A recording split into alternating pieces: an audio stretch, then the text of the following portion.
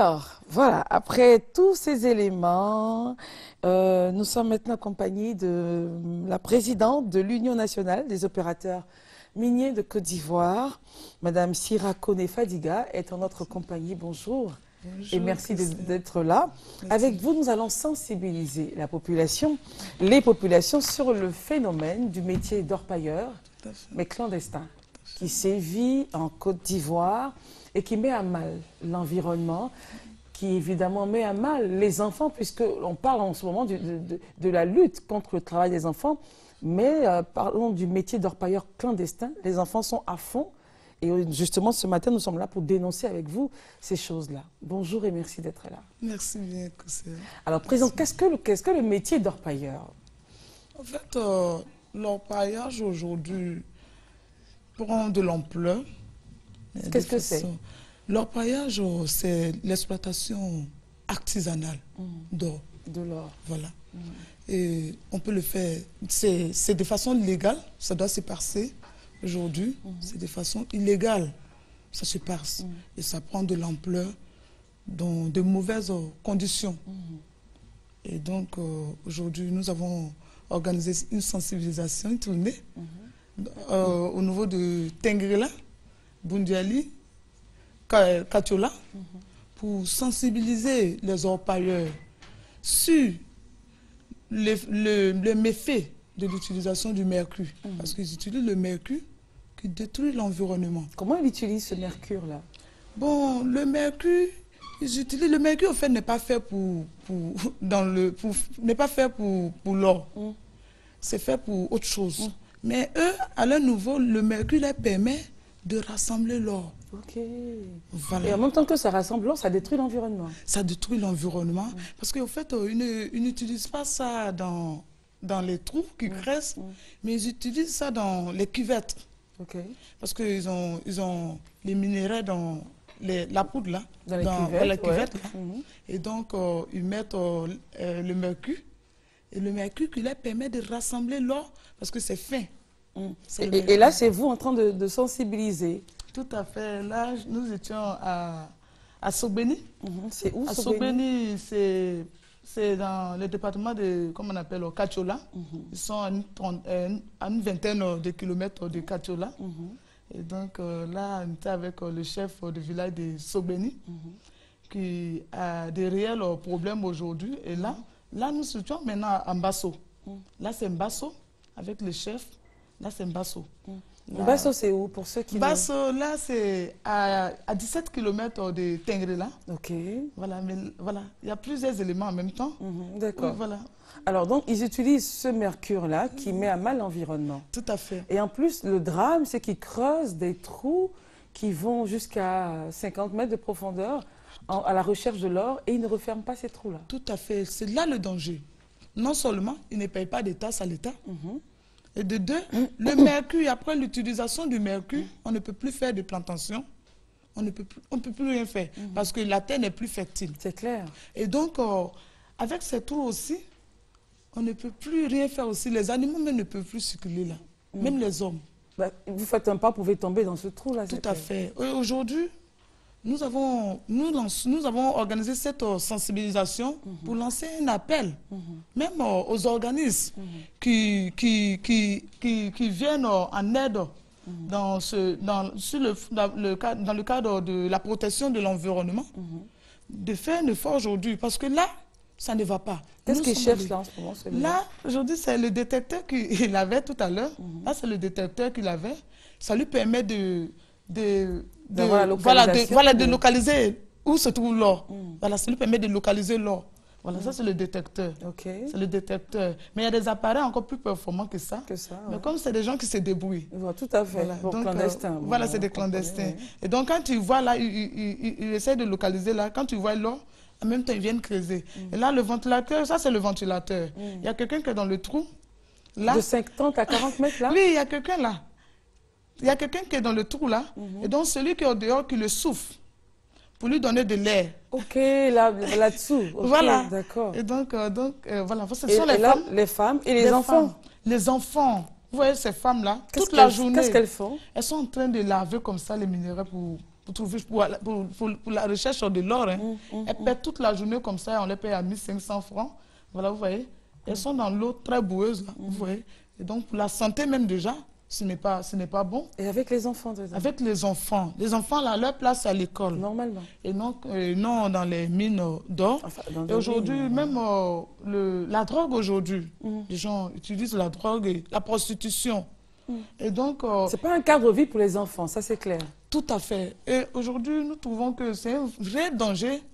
Il faut que nous faisons vraiment la sensibilisation et procéder aussi au projet de refermeture de ces trous. Parce qu'aujourd'hui, nos parents qui veulent aller au champ n'arrivent plus à aller au champ. Bien sûr, c'est clair. Là, nous savons que au niveau de la Côte d'Ivoire ici, c'est l'agriculture qui est au-dessus. Bien sûr, qui aide les parents. Mais aujourd'hui, au profit de l'orpaillage, aujourd'hui, nous perdons même les plantations. Les gens perdent les plantations. Parce que quand on voit l'environnement qui est là, la terre rouge... Et les jeunes aujourd'hui refusent même d'aller au champ. Ils préfèrent faire ça. Et les villes sont complètement vides aujourd'hui. Tout le monde se retrouve dans les mines d'or. Et même le divorce, ça crée des divorces. Parce que quand ta femme se retrouve là, elle ne veut plus retourner à la maison. Au foyer. Voilà, et donc, voilà. Donc, ça cause vraiment de réels problèmes. Les enfants ne vont pas à l'école. Et donc, je pense que la solution même n'est pas même de les chasser, mais de les organiser parce que si ce secteur est organisé, ça va créer beaucoup d'emplois. Surtout qu'il n'y a pas de taxe qui est reversée de toute façon à l'État. Tout à fait. Donc, il faut les organiser, mettre vraiment des systèmes là pour leur permettre de payer aussi des taxes et tout ça. Et, donc, et avec des techniques d'aujourd'hui nouvelles, en préservant l'environnement, ça existe. C'est là le problème parce qu'aujourd'hui, si nous devons perdre le chemin de l'agriculture et tout ça au profit de l'orpaillage, nous allons manger quoi après? L'or ne peut pas nous faire manger et tout ça. C'est que si c'est un secteur porteur. Mais quand il est bien fait. Quand c'est bien fait et quand c'est organisé, ça va permettre en tout cas de créer beaucoup d'emplois. Et comment vous avez été reçus justement? Parce qu'on voit bien que c'est des zones, c'est dans des villages. Est-ce qu'ils avaient déjà le message que vous viendrez? Étaient-ils informés qu'il y a déjà une association qui existe? Bon, au fait, les clandestins ne savaient pas qu'il y avait une association qui existait. Parce qu'ils ne sont pas reconnus par le ministère. Mais nous qui sommes reconnus là, nous savons qu'ils sont là. Et qu'est-ce qu'on devait faire aujourd'hui? Il fallait les approcher. Parce que pour que quelqu'un sache au moins ce qui se passe de l'autre côté, il faut d'abord faire le recensement. Et vous n'avez pas eu peur?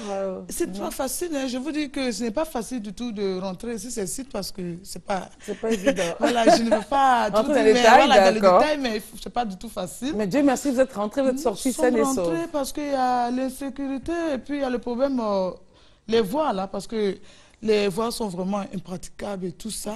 Mais ils nous ont bien accueillis parce que nous avons aussi eu le soutien de nos autorités, les préfets, les autorités militaires, les directeurs des mines. Ils vous ont soutenu. Ils nous ont soutenus, ils nous ont même fait accompagner même et tout ça ils nous ont même fait accompagner par les gendarmes et militaires et tout le monde en tout cas. On a fait la tournée ensemble là. Vous voyez, voilà, ça c'est le mercure. Hein. Quand le mercure est mélangé avec l'or, ça donne cette couleur. Après, ils vont faire évaporer et l'or va prendre la couleur naturelle. Mais c'est quand ils font évaporer maintenant, c'est ce qui les rend malades. Vous voyez la petite fille, elle est en train de travailler. Voilà. Et une petite qui est en train de travailler. C'est dramatique. Et voilà, donc voilà, ça c'est la poudre là. Et donc, il y a des concasseurs là. Quand tu finis de faire ça, ils font broyer ça à la machine. Peut-être que la machine me va passer tout à l'heure. Et vous avez dit ces femmes-là, elles ont 1500 1500 le jour. Voilà, vous voyez la petite fille, elle devrait être à l'école. Voilà, elle est en train de travailler. Et donc, c'est des preuves, là. Du travail des enfants. Voilà, du travail des enfants. Et même la prostitution, là, voici l'or. Ça, c'est l'or. Et donc, voilà, c'est là, ça se paye le comptoir. Voilà, l'État ne perçoit pas de trucs, mais voilà. L'État ne perçoit rien du tout. Là-bas, les vraies affaires se font là, voilà. Se font là-bas. Voilà, donc c'est le comptoir clandestin, et donc, voilà.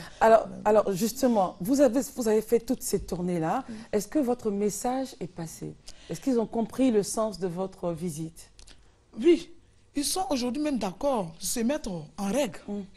Parce qu'ils n'avaient pas assez de personnes. Voilà. Il n'y avait pas d'informations. Voilà. Mais sinon, que bien avant nous, je pense que le ministère était déjà passé, mais il n'était pas encore allé sur les sites. Mais ils étaient déjà passés dans le cadre de la rationalisation que nous sommes allés appuyer sur les sites. Parce que c'est sur les sites même les vrais problèmes. Voilà, c'est là même la réalité. Et donc, en tout cas, ils sont aujourd'hui contents. Même certains même nous ont promis même faire des cotisations et tout entre eux pour refermer. C'est tout, mais ça ne suffit pas. Non, comme il s'agit aujourd'hui, c'est une affaire qui a pris vraiment de l'ampleur. Ils sont aujourd'hui même à Bangourou et tout ça. Voilà, donc ces trous-là, on les voit. Hein. Vous voyez, ici, on ne peut plus rien faire. Non, c'est clair. Et c'était des forêts. Hein. Wow. Aujourd'hui, les gars coupent les troncs d'arbres. Quand ils coupent les troncs d'arbres, ils construisent les fillons avec. Donc déjà, les eaux et forêts, c'est plein là. Et donc il y a plusieurs ministères dans ce domaine-là, il y a plusieurs ministères qui sont interpellés. Voilà. Donc là, vous voyez pas. Vous voyez les herbes là, c'est des trous. C'est-à-dire que si vous ne savez pas du tout, vous tombez là-dedans. Tout à fait. Mais là, sur ces parcelles-là, ils n'ont pas utilisé de mercure. C'est pourquoi vous voyez les zèbres. Mais s'il y a le mercure, vous ne voyez pas. On voit que comme la poussière un peu. Ils n'ont pas utilisé de mercure, mais les trous sont là. Voilà, vous voyez là. Voilà, tout à fait. Voilà, sur ces zèbres, on trouve ça. Ok. Alors, ce qu'on va faire, ce ne sera pas votre premier et dernier passage, c'est clair. Le sujet est très important. Nous allons juste fermer la parenthèse pour aujourd'hui. Mais avant de partir, donnez vos contacts pour que d'autres personnes, les ministères, enfin, il y ait vraiment une action concertée et que ces orpailleurs-là puissent rentrer dans les règles, que l'État puisse percevoir ce qui lui revient de droit, évidemment pour le bien-être des populations. Vos numéros de téléphone. Le 07 67 91 31. 07 67 91 31. Il y a le 66 33 64 22. Merci d'être venu. Merci. C'est moi, vraiment, je suis très heureuse de vous avoir reçu. Vous êtes Sira Kone Fadiga, présidente de l'Union nationale des opérateurs miniers de Côte d'Ivoire. Avec vous, nous parlions du métier d'orpailleur clandestin et justement les dégâts que ceux-là font sur l'environnement, sur la santé des femmes. Et on a pointé également du doigt le travail des enfants. Merci d'être venu. Merci. On reprend les numéros de téléphone avant de vous laisser partir. De 07 67 91 31, le 66 33 64 22. Merci. Merci. Et à la prochaine. Merci.